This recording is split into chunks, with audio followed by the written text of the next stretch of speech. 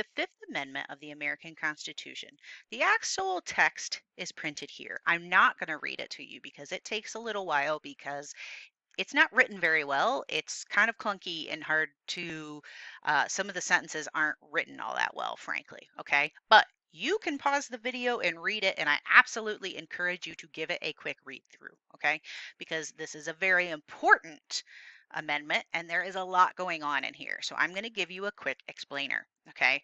So there are 5 things going on in the Fifth Amendment. Number 1, it establishes a federal due process clause. 2, it gives us the idea of double jeopardy. 3, it also puts in the idea of self-incrimination. 4, it also establishes our right to grand juries. And 5, it also establishes the idea of eminent domain. Okay, so number 1, grand juries. So a grand jury is a large group of citizens that make up, it's a bigger jury than what you normally think. Okay, a jury of 12 is typically what you would set what you would have if you were going through a trial because you'd already been accused of a crime. Okay, but a grand jury, their whole job is just to decide if you get accused of a crime. Okay, they are not deciding guilt or innocence. They are just deciding whether or not it makes sense to formally charge you with a crime. Okay, that is what an indictment is. It is a formal accusation. It is not deciding innocence or guilt. Double jeopardy just means that someone cannot be convicted of the same crime twice. Okay, it's not the same type of crime. Okay, you can be convicted of many counts of murder if you've killed more than one person. Okay, but they can't put you on trial for the same thing over and over until they get the outcome that they want. Okay, so that's double jeopardy.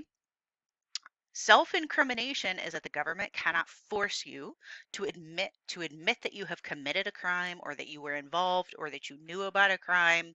Okay? You cannot incriminate yourself. Okay? Incriminate is like point the blame at. Okay? Now, the government can trick you into saying it. Obviously, you're still allowed to admit your own guilt if you want to, but they can't force you. They cannot create a law saying that you have to, and they couldn't physically hurt you and get you to admit your guilt. Okay?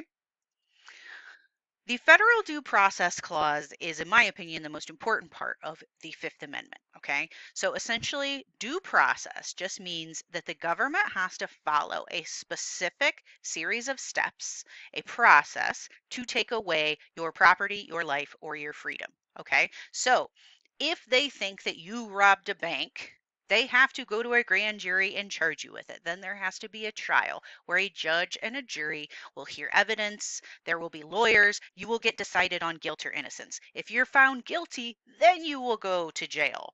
And hence the government would be taking away your freedom. Okay?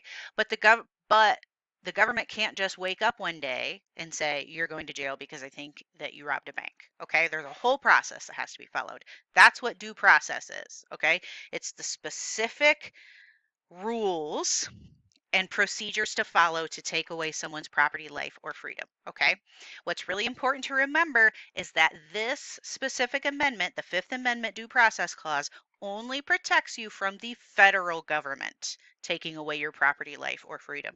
It does not protect you from state governments or local governments taking away your life, liberty, or freedom. I'm sorry, life, property, or freedom. Okay, that's a whole nother amendment.